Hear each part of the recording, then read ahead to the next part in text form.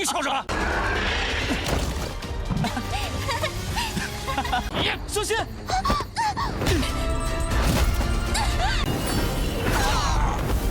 Halo semuanya, bagaimana nih kabar kalian? Pada kesempatan kali ini ya, kita akan melanjutkan tonggak dari Ask Kendan of the Nine Sun, tepatnya untuklah episode 6. Di episode sebelumnya ya, Yunfei dan Yoer serta Zoumu pergi ke hutan hewan binatang. Mereka berdua untuklah berlatih, sedangkan Yunfei mencari inti jiwa hewan binatang. Di sana mereka bertemu dengan Tuan Muda Boti dan melakukan perebutan dengan bunga 7 ilahi. Dan Yunfei mendapatinya guys. Tetapi ya untuk pasukan bayaran dari Yinfeng telah mengetahui keberadaannya. Mereka berniat untuklah mencelakai Yunfei. Kalau begitu langsung saja kita masuk ke dalam ceritanya. Kini, Yunfei telah terkepung dengan pasukan bayaran Yinfeng. Di sana ada 6 orang. Dari hantu penjudi, hantu mesum, hantu pengisap, hantu kikir, hantu pemabuk, dan hantu sial. Tanpa basa-basi ya, mereka langsung membentuk sebuah formasi agarlah Yunfei tidak kemana-mana guys. Yunfei sendiri sudah tahu kalau mereka adalah pasukan bayaran Yinfeng. Dan bertanya-tanya siapa yang mengirim mereka untuklah menghabisi nyawanya. Namun mereka tidaklah mungkin memberitahu. Jadi ya Yunfei langsunglah menantang satu persatu dari mereka dengan sesuai namanya. Seperti hantu penjudi, dia mengajak untuklah bertaruh dengannya. Dengan bertaruh, kalau hantu pengisap ini akanlah mati lebih dulu daripadanya. Baru aja memulai pertaruhan, datanglah buaya sisik hitam tingkat 9. Dan si hantu pengisap langsunglah digeprek sampai meninggal dunia guys. Begitu juga dengan hantu pemabuk. Kini yang tersisa hanyalah 4 orang saja. Dan mereka sungguh begitu marah karena ya untuk saudara mereka haruslah meninggal dunia secara cuma-cuma. Sehingga mereka langsunglah bermain kejar-kejaran.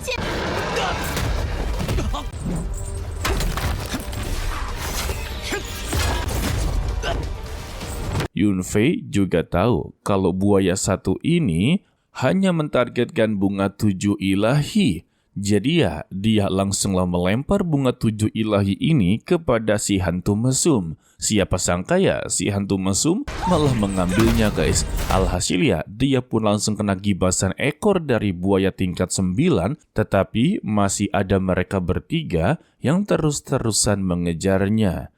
Tidak sampai di situ, ada Tetua Lin dan Tuan Boti yang sedanglah mencari keberadaannya. Mereka yang telah mengetahui kalau itu adalah Yunfei juga ikut-ikutan mengejarnya. Sangat disayangkan, Yunfei malah mengarah ke penghujung jalan. Di depannya ada sebuah jurang yang membuat dia haruslah berhenti melangkah dan menghadapi mereka semua guys. Tetapi ya, Tetua Lin jauh lebih kuat daripadanya, membuat dia haruslah terpental dan jatuh ke dalam jurang. Kebetulan di sana ada Su Qinglu. Melihat pujaan hatinya jatuh ke dalam jurang, tanpa pikir panjang, dia langsunglah melompat untuk menyelamatkan Yunfei. Sedangkan di atas, ternyata ya untuk si hantu mesum belumlah meninggal dunia. Dan mereka mempertanyakan kepada Tetua Lin dan Tuan Boti siapa mereka dan mengapa menyerang Yunfei. Dan mereka mengancam untuklah jangan mengganggu tugas mereka. Jika mereka berdua mengganggu, maka mereka akan menerima konsekuensinya.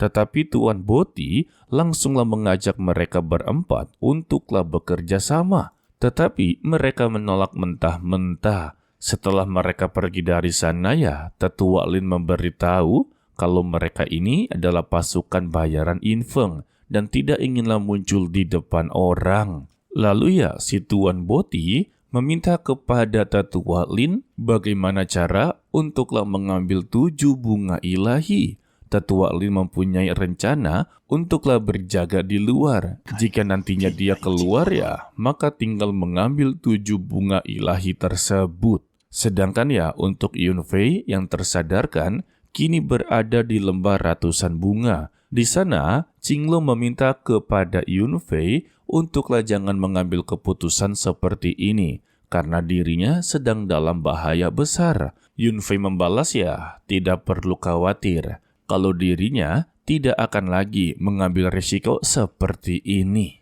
Lalu ribuan kunang-kunang mengelilingi tempat tersebut. Membuat tempat ini ya terlihat begitu sangatlah indah dan mereka benar-benar menikmatinya.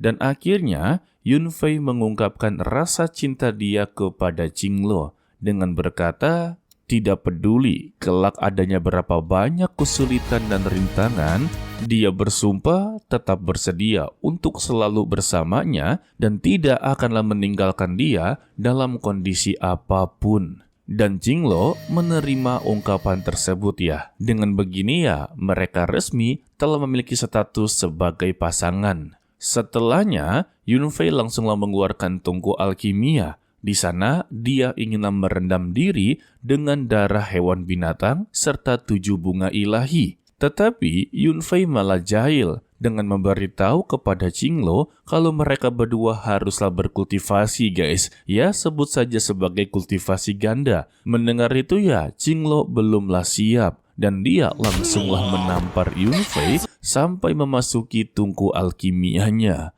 Yunfei sendiri ya tidak menyangka dia adalah seorang kaisar langit. Biasanya sering menampar seseorang, tetapi ya kali ini dia seorang kaisar mendapati tamparan dari seorang manusia. Dan karena sudah terlanjur di dalam tungku, dia berterima kasih kepada Qinglo dan memberitahu kalau ini adalah metode tubuh penyatuan darah iblis langit. Ditambah dia meminta kepada Qinglo untuklah melindungi dia dalam beberapa hari ke depan.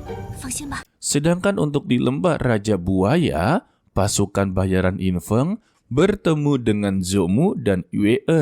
Kebetulan pasukan bayaran Yinfeng ini tahu mereka berdua adalah pengikut Yunfei dan mereka berniat untuklah menangkap mereka berdua untuk memenuhi tugasnya guys. Sangat disayangkan ya untuk hantu kikir berniat untuk menghabisi salah satu dari mereka. Beruntungnya saja mereka berdua diselamatkan oleh Yesue yang telah berada di sana. Dan juga mengajak mereka berdua jika masih bisa bertarung maka bantu dia untuklah bertarung. Kembali kepada Yunfei, kultivasinya haruslah terganggu dengan kedatangan dari si hantu mesum dan juga hantu penjudi. Alhasil, Qinglo haruslah melawan mereka berdua. Meski dirinya terkena serangan bertubi-tubi, Qinglo tetaplah bertahan untuk melindungi Yunfei. Sampai-sampai dia terluka parah dan tidak lagi bisa untuklah bangkit berdiri guys. Tetapi siapa sangka mereka berdua ini benar-benar psikopat. Qinglo juga inginlah diakhiri oleh mereka berdua. Beruntungnya saja ya, untuk kultivasi dari Yunfei telah selesai. Dia langsunglah menahan serangan tersebut dan dirinya benar-benar begitu murka kalau wanitanya haruslah terluka seperti ini. Dan dia meminta kepada Qinglo untuk tunggu sebentar. Mereka berdua haruslah membayar atas perbuatannya. Sehingga ya Yunfei langsung menyerang mereka berdua dan menghabisinya dengan jarum perenggut jiwa. Setelahnya, Yunfei sungguh berterima kasih kepada Qinglo. Berkat dia ya kekuatannya pulih sedikit demi sedikit. Tetapi dia juga kebingungan. Yang datang hanyalah 2 hantu. Sisanya kemana? Dan Yunfei langsung khawatir kalau Zhou dan Yue dalam bahaya besar. Tanpa basa-basi ya, dia pun langsunglah mencari keberadaan mereka berdua yang sedanglah terluka dan terpojok oleh hantu sial dan hantu kikir. Dan mereka memiliki niat buruk kalau Yesue dan Yue akanlah ditangkap, sedangkan untuk Zhou akanlah dihabisi. Beruntungnya, Yunfei datang tepat waktu dan menahan serangan mereka dengan tubuhnya. Hal ini membuat mereka berdua terkejut-kejut kalau tubuhnya begitu sangatlah keras dan kekuatannya meningkat begitu pesat, serta bertanya di mana hantu penjudi dan hantu mesum. Yunfei membalas, mereka berdua telah meninggoy. Sontak ya, mereka berdua terkejut karena untuk hantu penjudi dan hantu mesum adalah dua orang terkuat dari pasukannya. Mendengar itu, mereka langsung sadar diri dan memutuskan untuklah mundur. Sangat disayangkan, Yunfei tidaklah mengejarnya. Pasti ada alasan tertentu, guys. Lalu dia berterima kasih kepada Yesue karena telah datang untuklah membantunya. Dia tahu Yesue datang ke tempat ini sudah pasti kalau keluarga Ye sedang dalam masalah besar. Dan dia meminta tidak perlu khawatir dalam kompetisi perebutan tambang, dia pasti akanlah memenangkannya. Dan dia akanlah membuktikan kalau keluarga Ye jauh lebih kuat daripada keluarga lainnya. Setelah mereka memutuskan untuklah pulang, ternyata Tetua Lin berada di sana. Dia dibuat tidak menyangka kalau kultivasi dari Yunfei begitu sangatlah pesat. Bahkan berhasil melatih teknik penempat tubuh yang begitu tegas dan bertenaga. Meski begitu, Tetua Lin tetap percaya dia bisa untuklah menghabisinya dengan begitu mudah. Serta untuk Tuan Boti atau Xiao Wuhen meminta kepada Tetua Lin untuklah mengirimkan beberapa mata-mata untuk menyelidiki keluarga Ye. Karena dia inginlah menghancurkan keluarga Ye sampai ke akar-akarnya. Waduh.